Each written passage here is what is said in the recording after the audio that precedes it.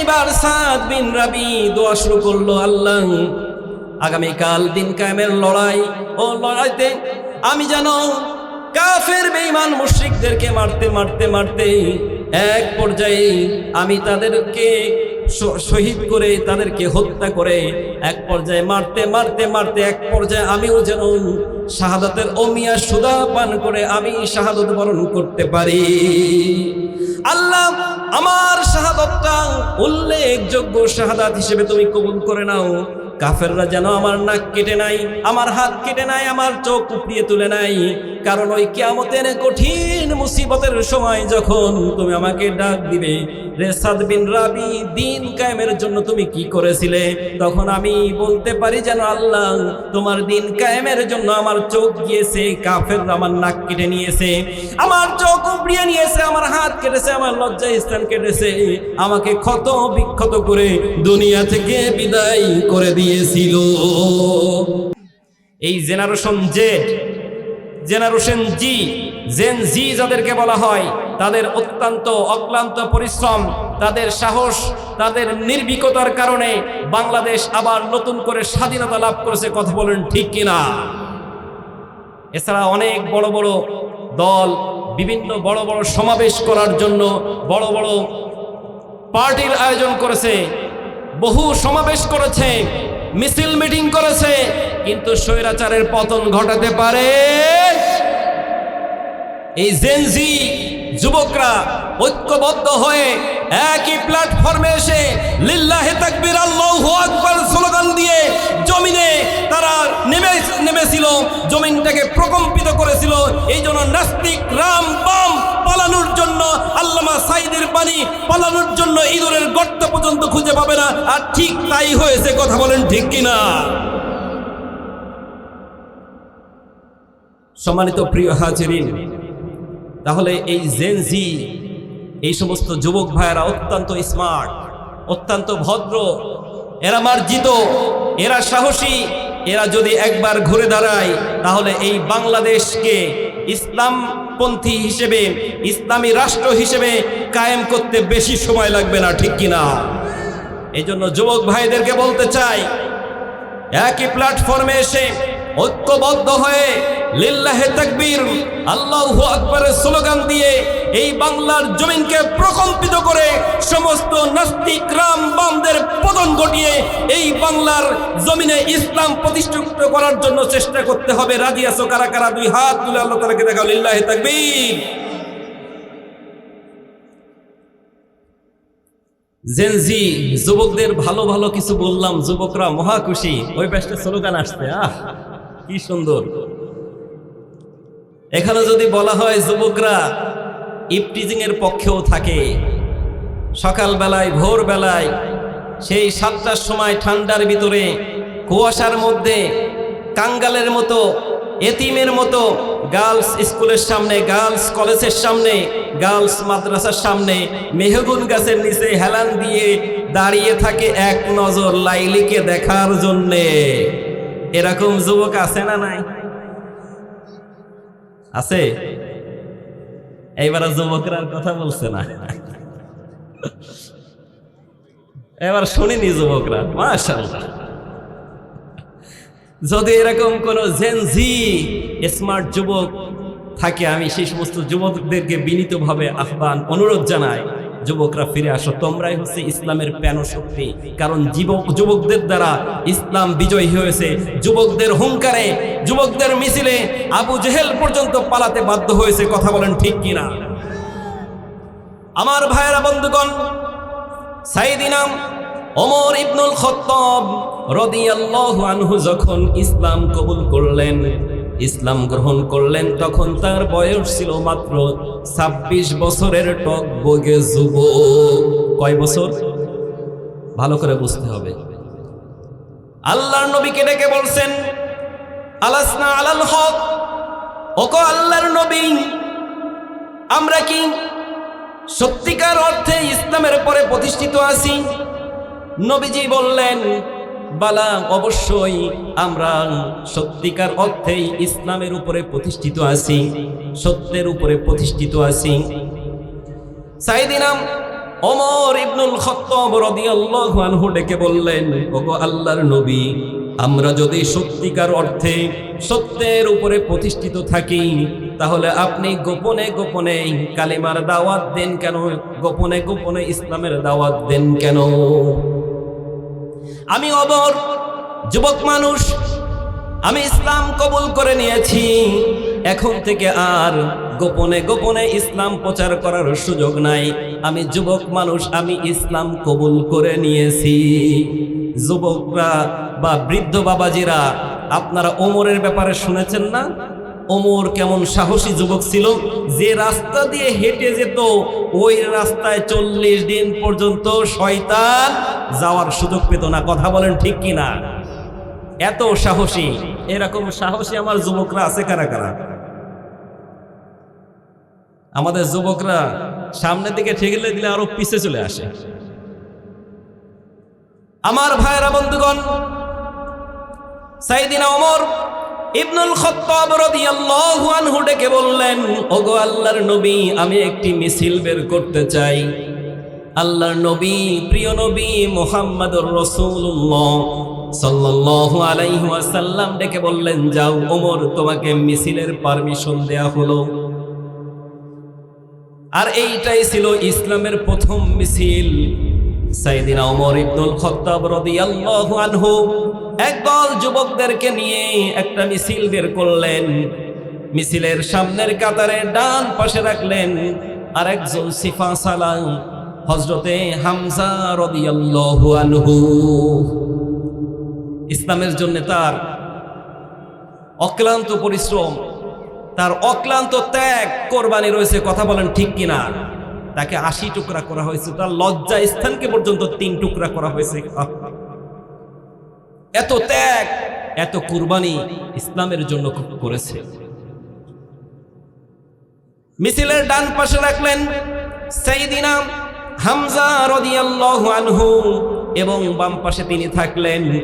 আর মাঝ বরাবর রাখলেন আমাদের নবী, প্রিয় নবী মুহাম্মদুর রাসূলুল্লাহ সাল্লাল্লাহু আলাইহি ওয়াসাল্লামকে। সাইয়েদিনা ওমর ইবনুল খাত্তাব রাদিয়াল্লাহু আনহু মিছিল তুললেন, লিল্লাহি তাকবীর, আল্লাহু আকবারের একটা স্লোগান তুললেন। আল্লাহু আকবার দিলে বিগত 16 বছরে সমস্যা ছিল কি ছিল না? আল্লাহু আকবার বলে স্লোগান দিবে, এটা কোনো দলীয় স্লোগান না, কোন বাবার স্লোগান না, কোন নেতার স্লোগান না। স্লোগানটা শুধুমাত্র একমাত্র কেবলমাত্র কার? ওরা মনে করতো আল্লাহ নামও যদি উচ্চারণ করে তাহলে আমাদের গদি টিকবে না। এমন ভাবে বসেছে যে মনে হয় পিছনে সুপার গুলো লাগিয়ে বসেছে। কথা বলেন, আর মতে ছাড়তে মন চায় না।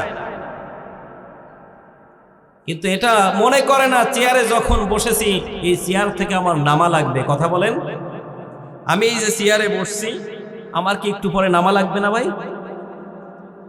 নাকি চিরকাল এখানে থাকবো?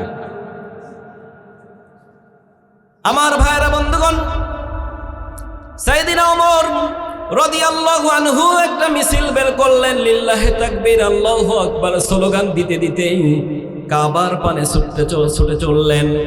এই লিল্লাহি তাকবীর, আল্লাহু আকবারের স্লোগান শুনে গোটা কাবার চত্বর প্রকম্পিত হয়ে গেল।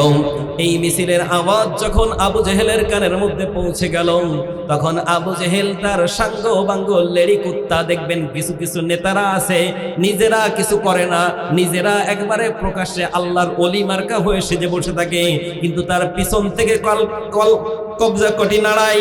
এবং কিছু কিছু গুন্ডা ফুসা থাকে যে নেতা যা বলবে নেতার আগেই কাজ সারা। কথা বলেন ঠিক কিনা? এরকম আবু জেহেলের কিছু কুত্তা মার্কা সাঙ্গ পাঙ্গ ছিল। আবু জেহেল বলতে দেরি, অন্যায় করতে, ইমানদারদের উপরে জুলুম নির্যাতন করতে দেরি করতো না। আমার ভাইরা বন্ধুগণ, আবু জেহেল যখন এই আওয়াজ শুনতে পেল, আওয়াজ শোনার পরে ডেকে বলল, কি ব্যাপার, কার এত বড় স্পর্ধা হয়েছে, কার এত বড় সাহস হয়েছে আমার নির্বাচনী এলাকার মধ্যে আবার নতুন করে মিছিল বের করার সাহস পেয়েছে কে? বাইরে এসে দেখেন সাইয়েদিনা ওমর ইবনুল খাত্তাব বিশাল বড় একটা মিছিল নিয়ে এসেছে।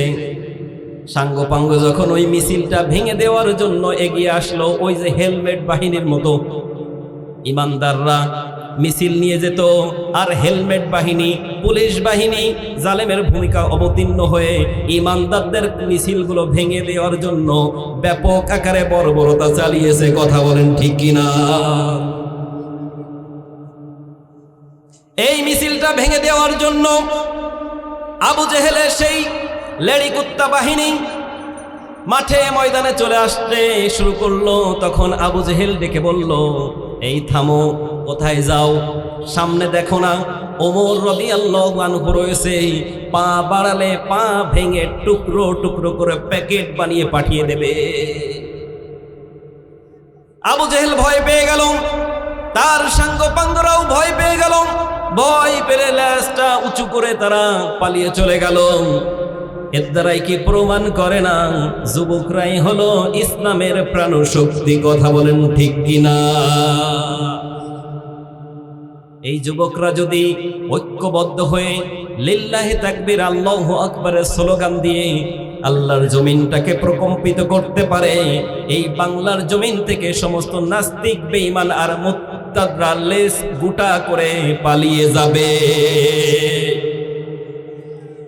নাস্তিকতা নিপাত যাক, দিন ইসলাম জিন্দাবাদ। নাস্তিকতা নিপাত যাক, দিন ইসলাম জিন্দাবাদ। কোটি প্রাণে একই আওয়াজ, খোদাদ্রোহী ছাড় পাবে না, এই বাংলায় ঠাঁই হবে না। মুসলমানরা জেগেছে আজ, জোর কদমে সামনে চলো, বজ্র কণ্ঠে আওয়াজ তোলো, সবাই মিলে একই তালে দাও না স্লোগান। নারাই তাকবীর, নারাই তাকবীর।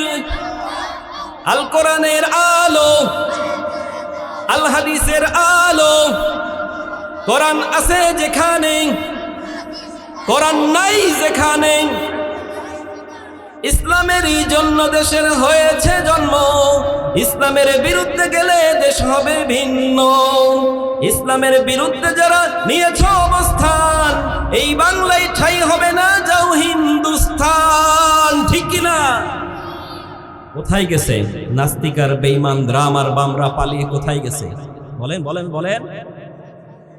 হিন্দুস্তান না? এরকম হবে যুগে যুগে দেখবেন, যারাই এরকম বর্বরতা করেছে, ক্ষমতার মসনদে বসে জুলুম, নির্যাতন, নিপীড়ন করেছে, তাদেরকে আল্লাহ তাআলা এইভাবেই পতন করিয়ে দুনিয়া থেকে বিদায় করে দিয়েছে। কথা বলেন ঠিক কিনা? আমরা দেখেছি, আমরা কোরআন এবং হাদিস পড়ে জেনেছি যে আবু জেহেল, নমরুদ, ফেরাউন, তাদের পতন কিভাবে হয়েছে। তারা ক্ষমতার মসনদে বসে ইমানদারদের উপরে জুলুম, নির্যাতন, নিপীড়ন করার কারণে, ক্ষমতায় বসে লাভ দেওয়ার কারণে তাদেরকে আল্লাহ তাআলা একটাকে মশার কামড় খাইয়ে, জুতোর পিটা খাইয়ে দুনিয়া থেকে বিদায় করেছে, আর একটাকে পানির ভিতরে চুপিয়ে চুপিয়ে দুনিয়া থেকে বিদায় করেছে। কথা বলেন ঠিক কিনা? আর স্বচক্ষে দেখলাম বাংলাদেশে লেডি ফিরাউন, লেডি ফিরাউন আল্লাহ তাআলা ছাত্র জনতাকে, জেন জিকে আবাবিলের ভূমিকায় অবতীর্ণ করে তাদেরকে দুনিয়া থেকে, এই দেশ থেকে বিতাড়িত করেছে। কথা বলেন ঠিক কিনা? মন খারাপ যাবে না, খারাপ করা যাবে না, কারণ আপনি ভুল করেছেন। এতদিন আপনি আমাদের উপরে চেপেছেন, তার তো একটু বাতাস নেওয়া লাগবে, লাগবে না? আমরা কিছু বলবো না?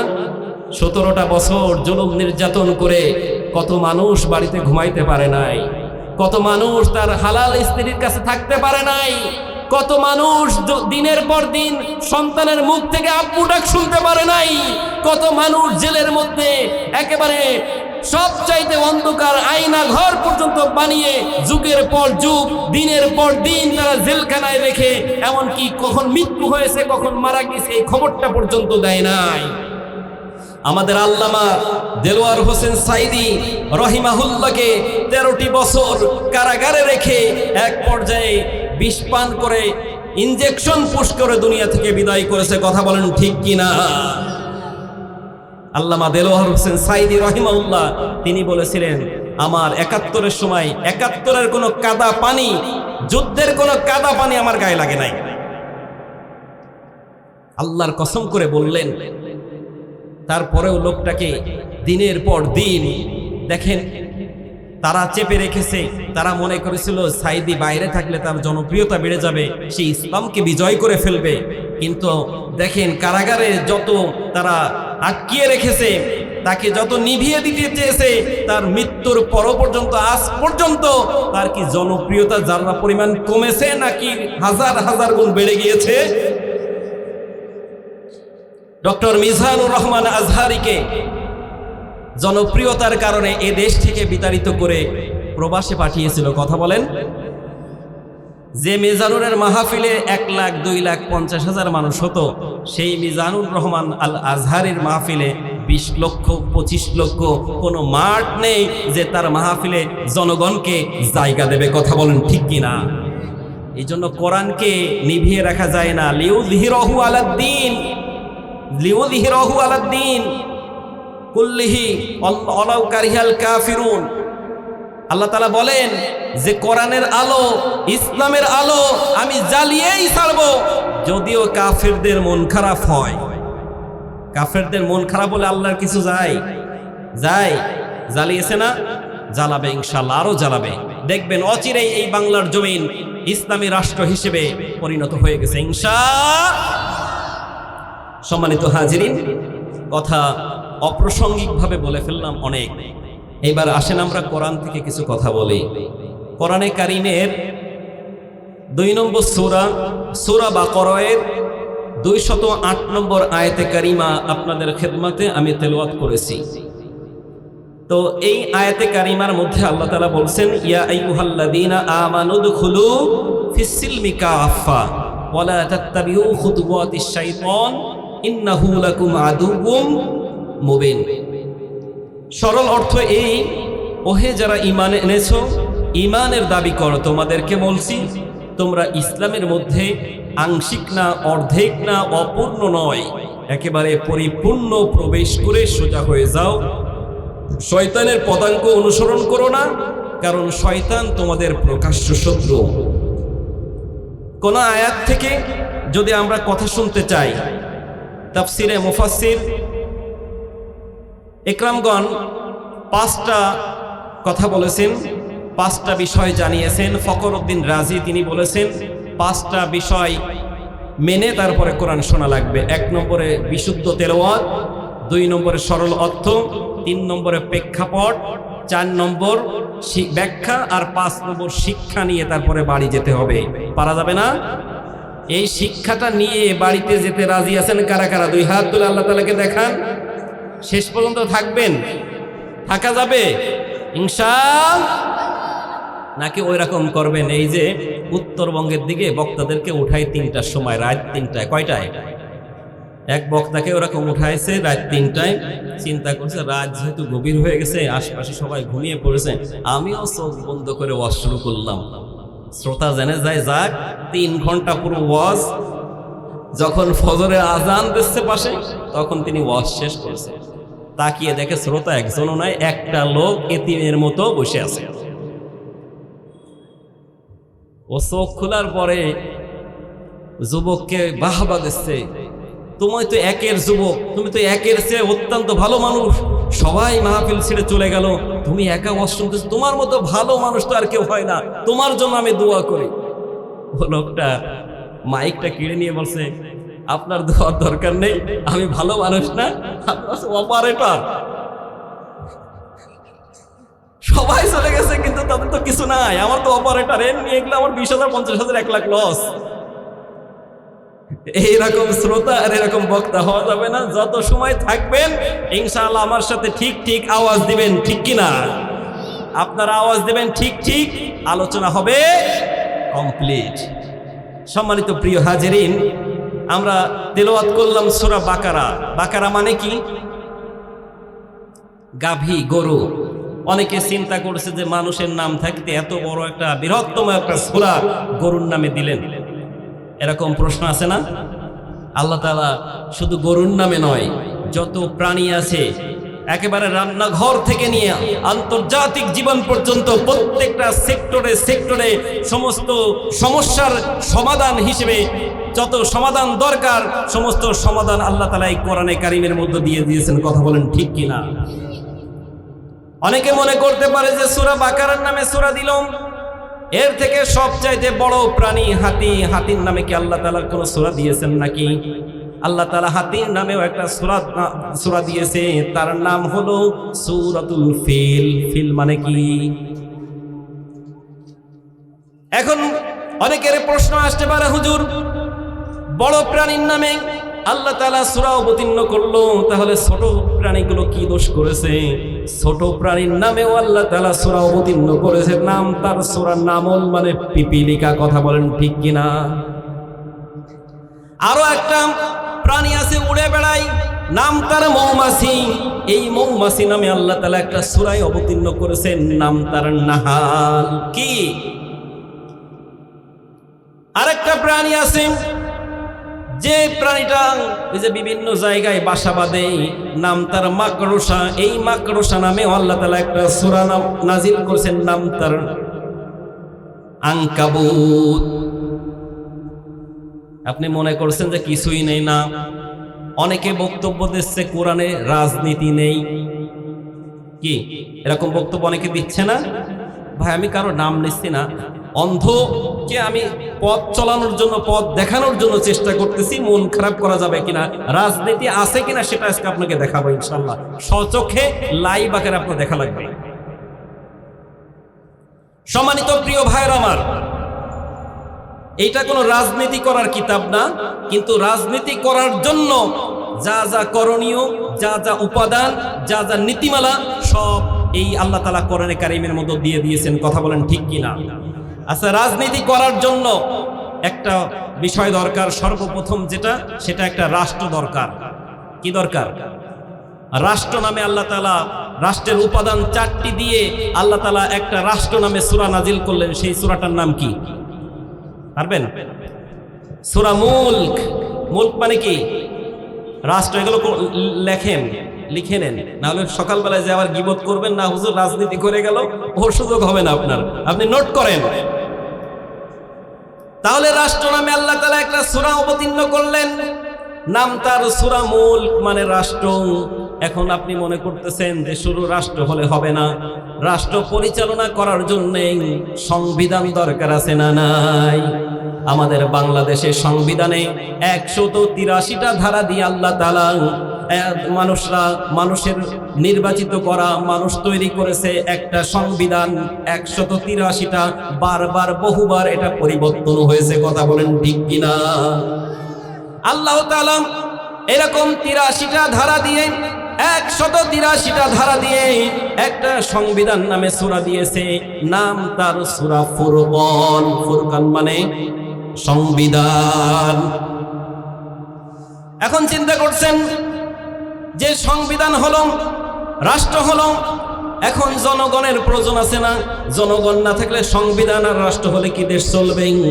জনগণ নামে আল্লাহ তাআলা একটা সূরা অবতীর্ণ করেছেন, সেই সূরার নাম হলো সূরা জুমার। জুমার মানে সূরা দাহার, দাহার মানে জনগণ। এখন এই জনগণ বিচ্ছিন্ন বিক্ষিপ্ত আকারে থাকবেন নাকি ঐক্যবদ্ধ হয়ে থাকবেন? ঐক্যবদ্ধ হয়ে থাকার নির্দেশ দিয়ে আল্লাহ তাআলা ঐক্যবদ্ধ জনগণ নামে একটা সূরা অবতীর্ণ করলেন, নাম তার জুমার। সম্মানিত প্রিয় হাজরিন, হয়ে গেল দেশ, সংবিধান, জনগণ। এখন এই দেশ পরিচালনা করার জন্য একটা রাজধানী দরকার আছে না নাই? আমাদের দেশে রাজধানী আছে না নাই? রাজধানীর নাম কি? ঢাকা। এই রাজধানী ঢাকার নামে আল্লাহ তাআলা একটা সূরা অবতীর্ণ করেছেন, নাম দিয়েছে বালাদ। বালাদ মানে রাজধানী। আল্লাহু আকবার! কি চমৎকার ভাবে আল্লাহ তাআলা সাজিয়েছেন। শুধু রাজধানী হলে হবে না, রাজধানীর মধ্যে একটা সাজানো গোছানো নগরী থাকা লাগবে, যাকে আমরা এতদিন মনে প্রাণে বিশ্বাস করে এসেছি বঙ্গভবন, যেখানে প্রধানমন্ত্রী থাকে, রাষ্ট্রপতি থাকে। এই সাজানো গোছানো বঙ্গভবন নামে আল্লাহ তাআলা একটা সূরা অবতীর্ণ করেছে, নাম দিয়েছে সাবা। সাবা মানে সাজানো গোছানো নগরী। আল্লাহু আকবার। এখন দেশ হলো, সব কিছু হলো, প্রধানমন্ত্রীর দরকার আছে না? প্রধানমন্ত্রীর নামে আল্লাহ তাআলা একটা সূরা অবতীর্ণ করেছেন, নাম দিয়েছে তার ইয়াসিন।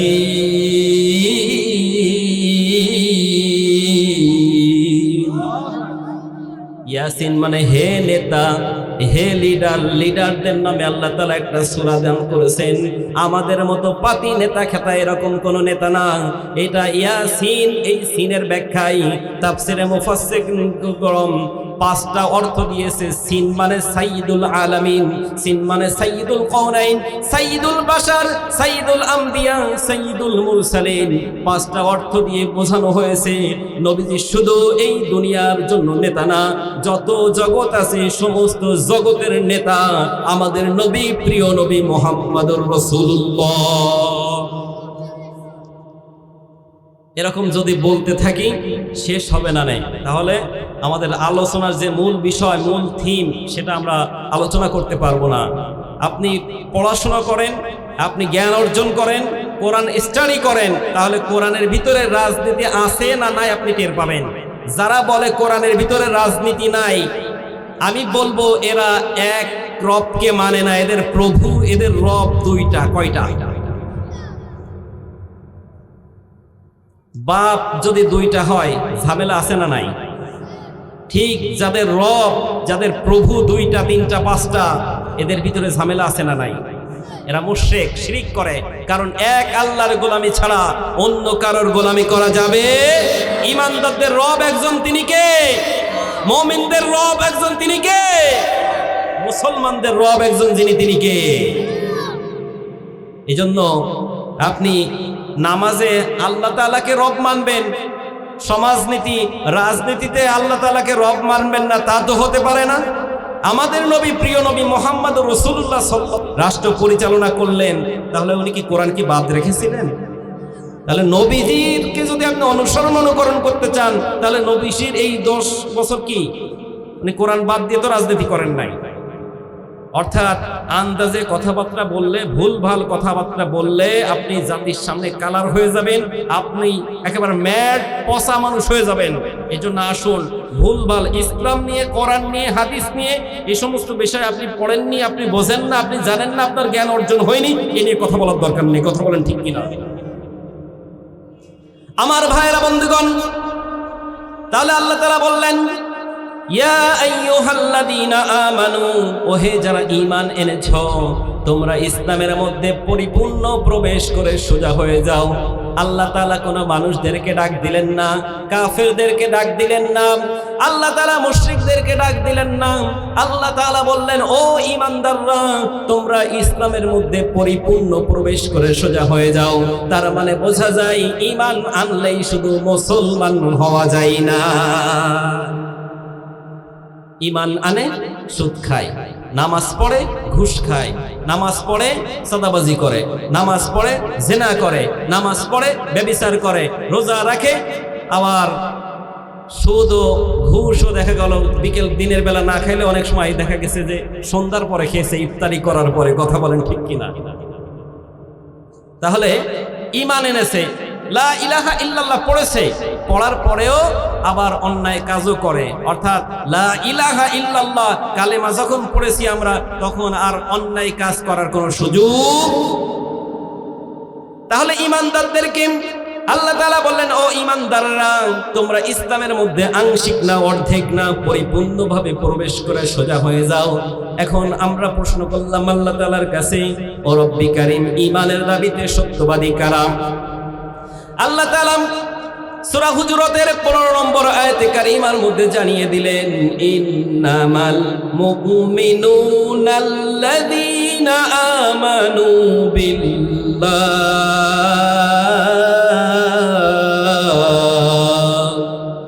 ওয়া রাসূলিহি সুম্মা লাম ইয়ারতাবু ওয়া জাহাদু বিআমওয়ালিহিম ওয়া আনফুসিহিম ফি সাবিলিল্লাহ।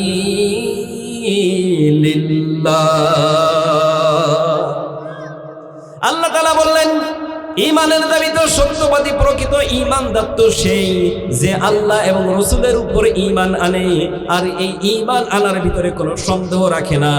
জান আর মাল দিয়ে যারা আল্লাহর রাস্তায় জিহাদ করে, সংগ্রাম করে, চেষ্টা করে ঈমানের দাবিতে, উলাইকা হুমুস সাদিকুন, এরাই হলো সত্যবাদী। এখন আপনি মিলান তো, আপনার জীবন, আপনার জান, আপনার মাল আপনি আল্লাহর রাস্তায় কতটুকু ব্যয় করেছেন, তাগুতের পথে কতটুকু ব্যয় করেছেন, শয়তানের পথে কতটুকু ব্যয় করেছেন। আপনি যদি মিলান আর নিজের কাছে প্রশ্ন করেন, নিজেই নিজের উত্তর পেয়ে যাবেন। কথা বলেন ঠিক কিনা? ঈমানদারদেরকে একটা মেসেজ দিতে চাই। বিভিন্ন ফাঁক ফোকর দিয়ে, বিভিন্ন অজুহাত দিয়ে কোরআনের দাওয়াত নিয়ে আসলে অজুহাত দেখিয়ে, এই কাজ সেই কাজ দিয়ে, বিভিন্ন অজুহাত দেখে বিভিন্ন কাজকর্ম, মেয়ের বিবাহ, ছেলের বিবাহ দেখে পিছে চলে যান। আমি আপনাদেরকে বলছি, ঈমানের দাবিতে যদি সত্যবাদী হতে চান, অবশ্যই দ্বীনের কাজে, ইসলামের কাজে, দ্বীনের দাওয়াতের ব্যাপারে আরো অ্যাক্টিভ হওয়া লাগবে।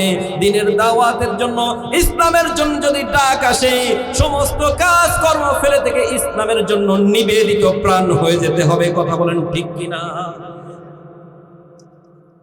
আমার ভাইয়েরা, বন্ধুগণ, আল্লাহ তাআলা ঈমানদারদেরকে ডেকে বললেন, ও ঈমানদারেরা, তোমরা ইসলামের মধ্যে আংশিক না, অর্ধেক না, অপূর্ণ না, পরিপূর্ণভাবে প্রবেশ করে সোজা হয়ে যাও। সোজা হয়ে যাও একটা কথা, সোজা আপনি কেন হবেন, কোন কারণে হবেন? পৃথিবীতে অনেক মানুষ আছে ঈমান আনে, কিন্তু আবার এমন এমন কাজ করে যে এমন ভাবে টিকে থাকতে চায় দুনিয়া থেকে, তারা আর কোনোদিন বিদায় নেবে না। এক ব্যক্তি ট্রেনে উঠেছেন, কাছে কোলের ভিতরে একটি কুকুর রেখেছে, লাগেজ ঠাগেজ ব্যাগ সবকিছু মোটামুটি আছে, কামরার মধ্যে বসে আছে। কিছুক্ষণ পরে আরেকটা মুসলমান ওই কামরার ভিতরে প্রবেশ করেছে, কিন্তু সালাম দেয় নাই। সালাম যখনই দেয় না, ওই কুত্তাওয়ালা মুসলমানটা একটা ধমক দিয়েছে, বেয়াদব, নির্লজ্জ, বেহায়া কোথাকার, রুমের ভিতরে প্রবেশ করলি সালাম না দিয়ে কেন প্রবেশ করলি? অনেক নেতা খেতা এরকম আছে, পাতি নেতা, হাতি নেতা, দেখবেন নিজেরা সালাম দিতে চায় না, সালাম পাওয়ার জন্য ওই করে বসে থাকে। কথা বলেন ঠিক কিনা? সালাম কি শুধু কর্মীরা দেবে, নেতারা দেবে না? ছোট বড় সবাই সালাম দেওয়া লাগবে। কথা বলেন ঠিক কিনা? বড় ছোটকে সালাম দিবে, ছোট বড়কে সালাম দিবে। সালাম না দিয়ে ঢুকলি কেন? এরকম একটা শাড়ি যখন দিয়েছি, ওই লাগেজটাকে ছাড়া ব্যক্তিটা, লোকটা দেখে বলছে, ভাই আপনি হঠাৎ করে শাড়ি দিলেন, কারণ কি? কয়, তুমি একটা দেখো না, আমি একটা মুসলমান, এখানে বসে আছি, তুমি সালাম না দিয়ে কেন প্রবেশ করলা? ওই লোকটা ডেকে বলছেন, বিশ্বাস করেন, আপনি যখন কোলের ভিতরেই কুকুর রেখেছেন, আমি তখন মনে করেছি, জানি যে ইহুদি খ্রিস্টানরা তারা তাদের কোলের ভিতরে, তাদের বেডের ভিতরে, তাদের ঘরের ভিতরে, তাদের হাতে, তাদের কোলের ভিতরে কুত্তা রাখে, বিড়াল রাখে। আমি মনে করেছি তাদেরকে অনুকরণ করে আপনি ওই কুত্তা, বিড়াল, কুত্তাটা রেখেছেন। আমি মনে করেছি আপনি ওই ধর্মের। ওই লোকটা রেখে বলছে, না না, আমি মুসলমান। এই কুত্তাটা আমার কাছে রাখার কারণ হলো, কারণ আমি এই কুত্তাটা কাছে রেখেছি, কিন্তু ইহুদি খ্রিস্টানদের অনুকরণ করে নয়। এই কুত্তাটা রাখার কারণ হলো, আমি ওয়াজের মধ্যে শুনেছিলাম, এক হুজুর ওয়াজ করেছিল যে কুকুর, বিড়াল যদি কোনো স্পটে, কোনো জায়গার মধ্যে থাকে, ওইখানে ফেরেশতা প্রবেশ করে না।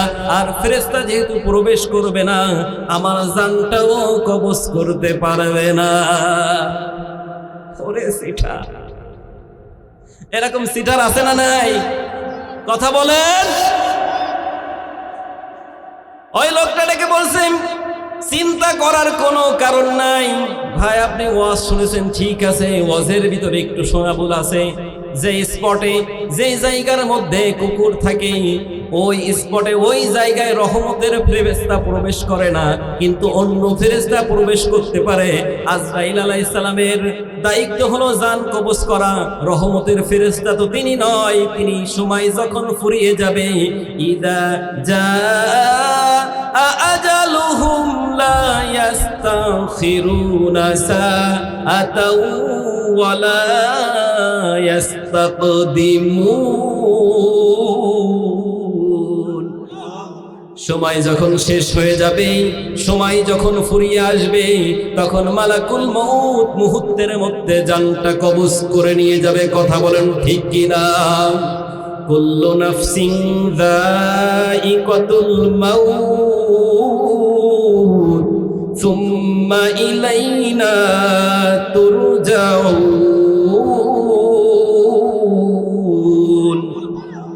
প্রাণী পদবাচ্যে বিবেচিত যারা, তাদেরকে মাস্ট বি অবশ্যই অবশ্যই মৃত্যুর স্বাদ আস্বাদন করা লাগবে। কথা বলেন ঠিক কিনা? তাহলে এরকম বেকা তেড়া যারা আছে, আজকে সোজা হওয়া যাবে না ইনশাআল্লাহ। সোজা কেন হবেন? কোন কারণে সোজা হবেন? ও আমার প্রিয় ভাইয়েরা, ও মাগুরাবাসী, যশোরবাসী, একটু ভালো করে লক্ষ্য করেন, ভালো করে বোঝার জন্য চেষ্টা করেন। আমরা যখন ছোটবেলায় মক্তবে হেফজখানায় মাদ্রাসায়, আলিয়া মাদ্রাসায়, ইবতেদায়ী মাদ্রাসায় যখন পড়েছি, মাদ্রাসায় যখন ভর্তি হয়েছি, ভর্তি হওয়ার পরে আমাদের হাতে একটা লাল কায়দা তুলে দেওয়া হয়। কথা বলেন ঠিক কিনা? ওই কায়দার মধ্যে প্রথম পৃষ্ঠার মধ্যে হরফ আছে কয়টা? 29টা হরফ আছে। 29টা হরফের মধ্যে প্রথম হরফটার নাম কি একটু বলেন তো? আলিফ। আলিফটা বাঁকা না সোজা? বাঁকা না সোজা? আল্লাহ তাআলা সর্বপ্রথম এখানে আলিফ দেওয়ার কারণ কি? কত মোটা তাজা স্বাস্থ্যবান হরফ ছিল। সিন ছিল, সদ ছিল, কাফ ছিল, লাম ছিল, ছিল কি ছিল না? এইগুলো একটা প্রথমে না দিয়ে সর্বপ্রথম আল্লাহ তাআলা আলিফ কেন অবতীর্ণ করলেন, আলিফ কেন দিলেন? তার কারণ আছে না নাই? তাফসীরের ভিতরে দুইটা কারণ পাওয়া যায়। এক নম্বর কারণ হলো আলিফ সোজা হওয়ার এক নম্বর কারণ হলো আল্লাহ এক, আর দুই নম্বরে বান্দা ও আমার গোলাম, আলিফ যেমন সোজা তোমার জীবন জিন্দেগিও হয় যেন ওই রকম সোজা। আলিফের মতো সোজা হওয়া যাবে কি যাবে না? তাহলে সোজা হওয়ার ব্যাপারটা, আর এই সোজাটা আপনারা মনে হয় মরার পরে হবেন নাকি? মরার পরে তো এমনিতেই সোজা হওয়া লাগবে। গাঁজাখোরও সোজা হবে, মদখোরও সোজা হবে, সুদখোরও সোজা হবে, ঘুষখোরও সোজা হবে। কথা বলেন? প্রত্যেকেই ওই দিন সারাটা জীবন গাঁজার গন্ধে কাজ দিয়ে যাওয়া যায়নি, পাশ দিয়ে যাওয়া যায়নি, যখন যেতে গিয়েছে তখন বমি চলে এসেছে।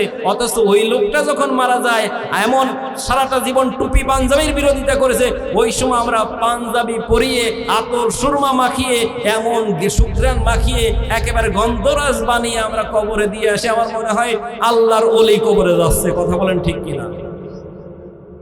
এরকম সোজা হয়ে লাভ নাই। সোজা হতে হবে মৃত্যুর আগে। কখন? মৃত্যুর আগে সোজা হতে হবে। আমার ভাইরা, বন্ধুগণ, তাহলে আল্লাহ তাআলা বললেন, ইয়া আইয়ুহাল্লাযীনা আমানু দুখুলু ফিস-সিলমি কাফা, ওহে যারা ঈমান এনেছো, ঈমানের দাবি করো, তোমাদেরকে বলছি ইসলামের মধ্যে পরিপূর্ণ প্রবেশ করে সোজা হয়ে যাও। প্রবেশ নামে একটা শব্দ আছে না? কথা বলেন। প্রবেশ কোনখানে গেলে প্রবেশ হয় আর কোনখানে গেলে প্রবেশ হয় না, একটু ভালো করে বোঝার জন্য চেষ্টা করেন। কেউ যদি ওই বিলের ভিতরে যায়, কেউ যদি দেখে ওই লোকটা কোন জায়গায় গেছে, আপনি বলবেন যে ওই লোকটা বিলের ভিতরে গিয়েছে, বিলের ভিতরে যেতে দেখেছি, প্রবেশ করেছে, কথা বলবেন না। কেউ যদি নদীর মধ্যেও যায়, তখন আপনি প্রবেশ কথাটা বলবেন না। কেউ যদি মাঠে যায়, মাঠের মধ্যে গিয়েছে, আপনি কথা বলবেন, কিন্তু বলবেন না ও মাঠের ভিতরে প্রবেশ করেছে। তবে যদি এই সভাপতি সাহেব বা এই লোকটা যদি মসজিদের ভিতরে প্রবেশ করে, তখন আপনি বলবেন ওইটা একটা মসজিদের ভিতরে, ঘরের ভিতরে, চার দেয়ালের ভিতরে প্রবেশ করেছে। কথা বলেন ঠিক কিনা? তাহলে ইসলামের ভিতরে প্রবেশ যদি কেউ করেন, তাহলে তখন ইসলামটা এরকম একটা ভেড়া ঘেরা চার দেয়ালের মতো। ইসলামের একটা নির্দিষ্ট ভূখণ্ড আছে, ইসলামের একটা ভূখণ্ড আছে। ইসলাম ছাড়ানো ছিটানো, এখানে একটু মানবেন, ওইখানে একটু মানবেন না, তা না। নামাজ পড়বেন, সুদ খাবেন, তা হবে না। নামাজ পড়বেন, ঘুষ খাবেন, তা হবে না। নামাজ পড়বেন, জেনা করবেন, তা হবে না। কথা বলেন ঠিক কিনা? ইসলামের মধ্যে যদি কেউ প্রবেশ করতে চায়, তার জীবনের সমস্ত অপরাধগুলো ছেড়ে দিয়ে আল্লাহর আদেশ আর নিষেধগুলো 100% মেনে নিতে হবে। কথা বলেন ঠিক কিনা? এখন ইসলামের মধ্যে যদি আপনি প্রবেশ করতে যান, প্রবেশ করার জন্য ঘরে প্রবেশ করতে হলে একটা দরজার প্রয়োজন আছে না নাই? যখন ইসলামের মধ্যে আপনি প্রবেশ করবেন, এই ইসলামের ভিতরে প্রবেশ করা, এই বিল্ডিং এর ভিতরে প্রবেশ করার জন্য একটা দরজা আছে, তার নাম হলো লা ইলাহা ইল্লাল্লাহু মুহাম্মাদুর রাসূলুল্লাহ। আপনি কালেমা পড়ে মুসলমান হলেন, ইসলামের ভিতরে প্রবেশ করলেন, এটা হচ্ছে দরজা।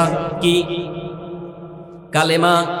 আমার ভাইরা বন্ধুগণ, আমরা কালেমার অর্থ এতটুকুই জানি, আল্লাহ বাদে কোনো মাবুদ নেই। কথা বলেন ঠিক কিনা?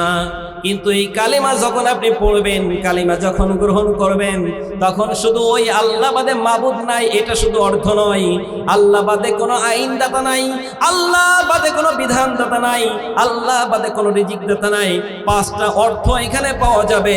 সুতরাং আপনি যখন ইসলামের মধ্যে প্রবেশ করবেন, তখন ইসলামের ভিতরে প্রবেশ করলে এক আল্লাহর আইন ছাড়া, এক আল্লাহর গোলামি ছাড়া অন্য কোনো তাগুতের গোলামি করা যাবে না। আমার ভাইরা বন্ধুগণ, এই কালেমার দাওয়াত অনেকেই দিচ্ছে বিভিন্ন কায়দায়। আমরা কালেমার দাওয়াতটা নিজেদের মন মতো বেছে নিয়েছি। কেউ জিকির নিয়ে পড়ে আছেন, কেউ বাল্লাগা ইউবাল্লিগু তাবলিগ নিয়ে পড়ে আছেন, জাহাদা ইউজাহিদু, কেউ জিহাদ নিয়ে পড়ে আছে, কতালা ইউকাতালু, কেউ কিতাল নিয়ে পড়ে আছে। কথা বলেন ঠিক কিনা? এক একজন মনে হয় নিজেদের বাপদাদার সম্পত্তি এক একজন এক একটা ভাগ করে নিয়েছে। ও মিল, ও ফ্যাক্টরি, ও মাঠ, ও ঘাট, এরকম নিজেরা এক একটা ভাগ করে নিয়েছে। কথা বলেন ঠিক কিনা?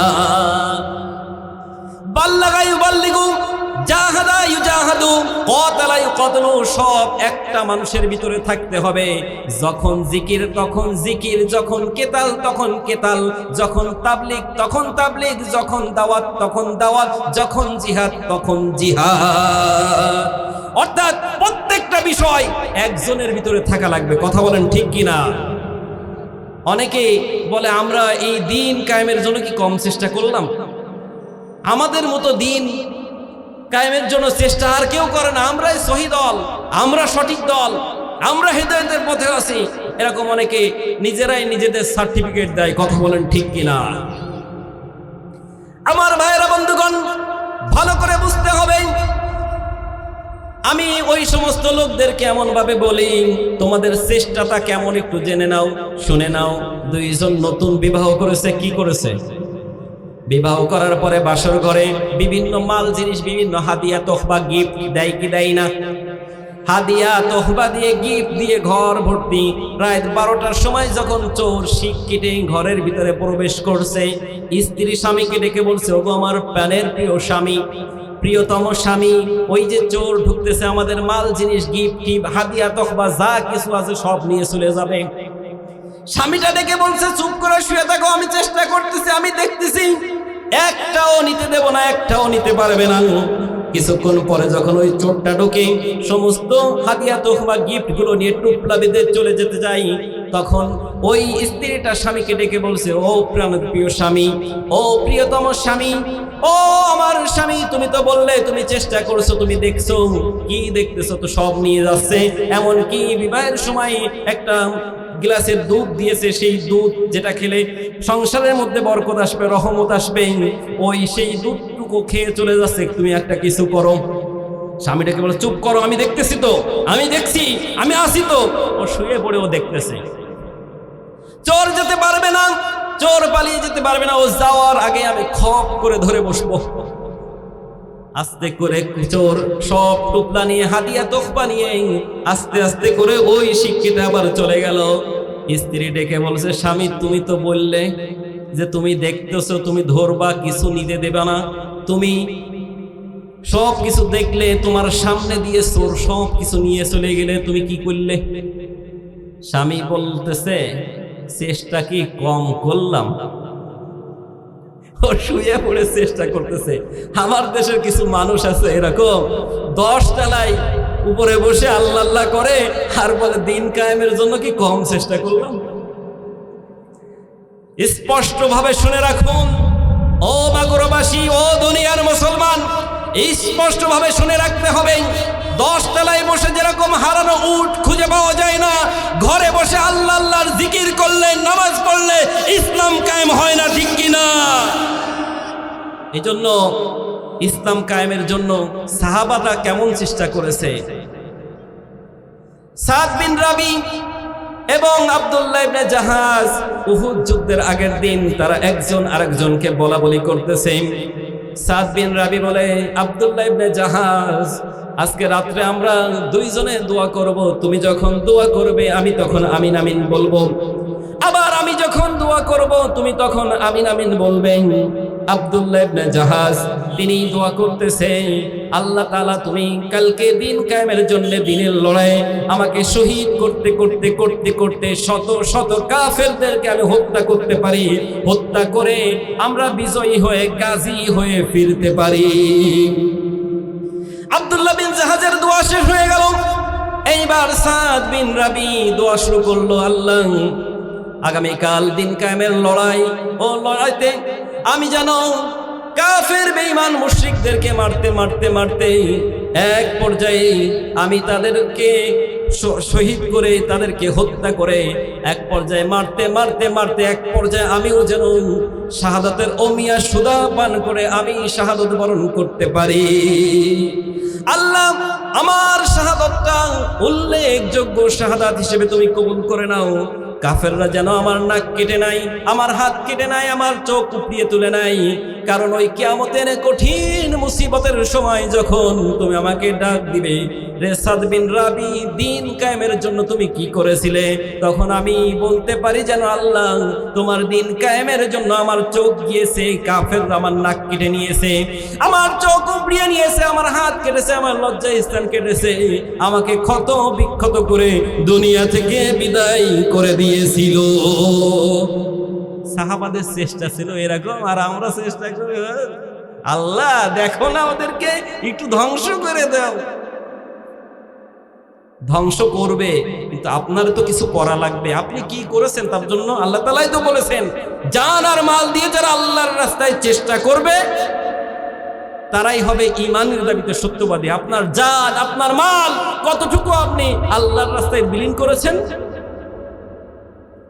আমার ভাইয়েরা বন্ধুগণ, ভালো করে লক্ষ্য করেন, আমাদের চিন্তা ভাবনা এরকম। আমরা মনে করি কালেমা একবার যেহেতু পড়েছি লা ইলাহা ইল্লাল্লাহ, এই কালেমা যেহেতু পড়েছে, হুজুররা ওয়াজ করে যারা একবার কালেমা এই পাঠ করেছে, এই কালেমা পড়ে নিয়েছে, একদিন না একদিন আল্লাহ তাআলা তাদেরকে জান্নাত দিবে। এজন্য নামাজ নেই, কালাম নেই।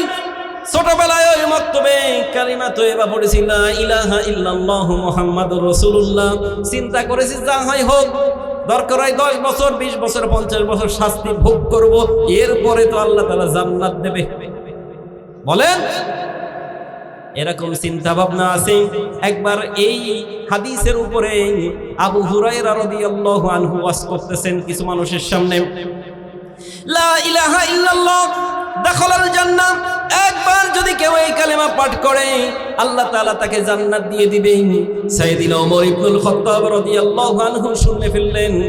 ওই আবু হুরায়রা রাদিয়াল্লাহু আনহু এর হাতটা ধরে বিশ্ব নবীর কাছে নিয়ে গিয়ে বললেন, ওগো আল্লাহর নবী, আপনি কি এই হাদিস কি বর্ণনা করেছেন? নবীজি বললেন, আমি এই হাদিস বর্ণনা করেছি, কিন্তু দাখালাল জান্নাহর আগে ফাদাখালাল জান্নাহ বলেছি। ওমর রাদিয়াল্লাহু আনহু ডেকে বললেন, ওগো আল্লাহর নবী, আপনি যদি দাখালাল জান্নাহ বলতেন তাও হতো, ফা কেন বললেন? গ্রামার অনুযায়ী ফায়ের 19টা অর্থ ব্যবহার হয়, তার মধ্যে একটা হলো যারা এই কালিমা পাঠ করার পরে আল্লাহর আদেশ আর নিষেধ 100% মেনে নিবে, তারাই আল্লাহর জান্নাতি হয়ে যাবে। মানে কালেমা পড়ে জান্নাতের ধান্দায় পড়ে আছে, অন্যায় অবিচার জুলুম নির্যাতন নিপীড়ন 180 মাইল বেগে চালাচ্ছে। কথা বলেন আমার ভাইয়েরা বন্ধুগণ, এই দিন কায়েমের চেষ্টা আল্লাহ তাআলা মুসা আলাইহিস সালামকে বললেন, ও মুসা, তুমি সারাটা জীবন নরম নরম জায়গায় ওয়াজ করলে, দাওয়াত দিলে, দিনের দাওয়াত দিলে, না না এরকম সহজ জায়গায় আর দিনের দাওয়াত দিলে হবে না, কঠিন কঠিন শক্ত মজবুত জায়গায় দাওয়াত দেওয়া লাগবে। হযরতে মূসা আলাইহিস সালাম তিনি চিন্তা করলেন সারাটা জীবন সব জায়গায় তো আমার দ্বীনের দাওয়াত দেওয়া শেষ, কালিমার দাওয়াত দেওয়া শেষ, এখন কোথায়? চিন্তা করলো সবচাইতে কঠিন জায়গা, সবচাইতে শক্ত জায়গা কোনটা? সবচাইতে কঠিন আর শক্ত জায়গা উনি মনে করলেন ফিরআউনের রাজদরবার। কোথায়? ফিরআউনের রাজদরবারে মূসা আলাইহিস সালাম এই কালিমার দাওয়াত নিয়ে গেলেন, ডেকে বললেন, ও ফিরআউন এবং তোমার এই মন্ত্রী পরিষদের জনগণদেরকে ডাক দিয়ে বলছি, লা ইলাহা ইল্লাল্লাহ, এক আল্লাহর আইন মেনে নাও, এক আল্লাহর আইন ছাড়া, এক আল্লাহর গোলামি ছাড়া অন্য কারোর গোলামি করা যাবে না, অন্য কারোর আইন মানা যাবে না। তাহলে শুধু এই কালেমার দাওয়াত মসজিদে মসজিদে মাসে মাসে 40 দিন 3 দিন তাবলীগে চিল্লায় যাওয়া না, কথা বলেন ঠিক কিনা? এই দিনের দাওয়াত ওই সংসদেও দেওয়া লাগবে। রাষ্ট্রের যারা প্রধান প্রধান দায়িত্বে বসে আছে, দুর্নীতির আঁকড়া বানিয়েছে, ওদের সামনেও এই কোরআনের দাওয়াত দেওয়া লাগবে, কথা বলেন ঠিক কিনা? সম্মানিত প্রিয় হাজিরিন, মূসা আলাইহিস সালাম যখন এই দাওয়াত ওই ফিরআউনের দরবারে নিয়ে গেল, ফিরআউনের মাথা খারাপ হয়ে গেল। ফিরআউন চিন্তা করলো, না না, মূসাকে আর তো বাঁচায় রাখা যাবে না, মূসাকে হত্যা করতে হবে।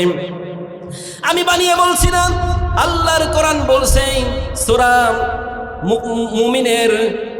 মুমিনের 26 নম্বর আয়াতে কারিমার মধ্যে আল্লাহ তাআলা বলেন, ওয়াকালা ফিরআউনু যারুনি আকতুল মূসা ওয়াল ইয়াদউ রাব্বা ইন্নী আখাফু আন ইউবাদদিলা দীনাকুম আও আন ইযহিরা ফিল আরদিল ফাসাদ।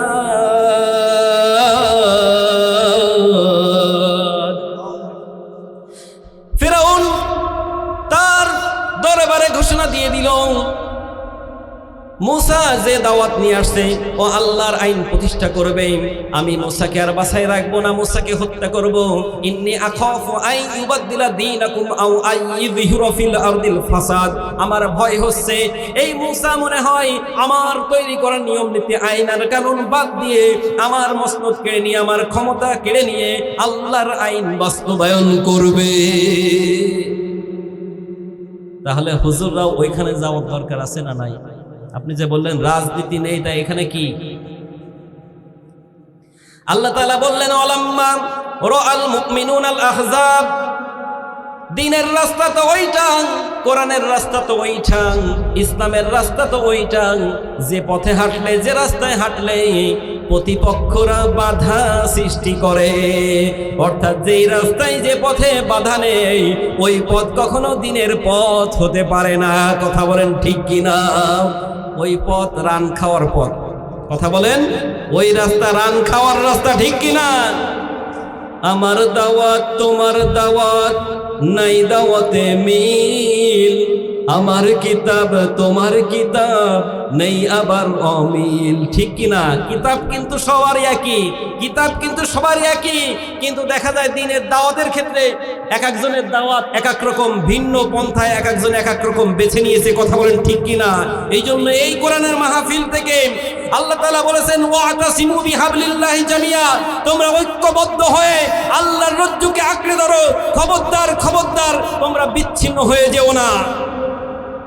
এই মাহফিল থেকে আমাদের সিদ্ধান্ত নিতে হবে, আমরা সকলে একই ঐক্যবদ্ধ হয়ে একই প্ল্যাটফর্মে এসে আল্লাহর দ্বীন কায়েমের জন্য লিল্লাহি তাকবীর আল্লাহু আকবারের স্লোগান দিয়ে আমরা ঐক্যবদ্ধ হয়ে যাব। পারা যাবে কি যাবে না? আমরা ঐক্যবদ্ধ হতে রাজি আছি কারা কারা? 2 হাত তুলে আল্লাহ তাআলাকে দেখায়।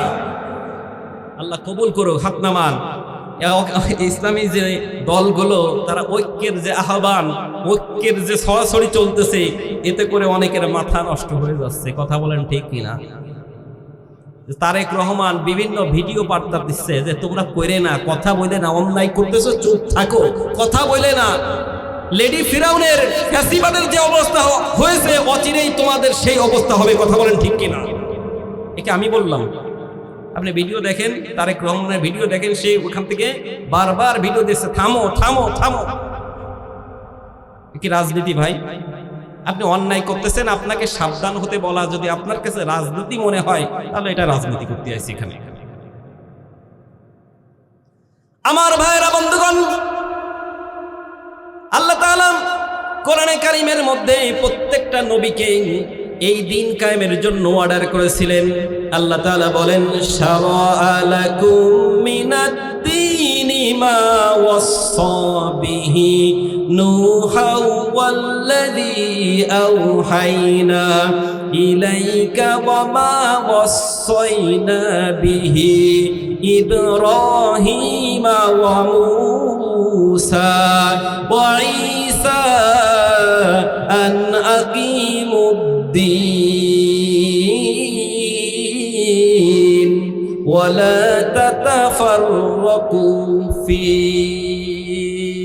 কথা বলেন ঠিক কিনা? সম্মানিত প্রিয় হাজিরিন, আল্লাহ তাআলা বললেন, তোমাদের উপরে আমি আল্লাহ তাআলার বিধান হযরতে নূহ আলাইহিস সালাম, এরপরে ওয়াহাইনা যার উপরে ওহী অবতীর্ণ হয়েছিল আমাদের প্রিয় নবী, অর্থাৎ নূহ আলাইহিস সালাম থেকে নিয়ে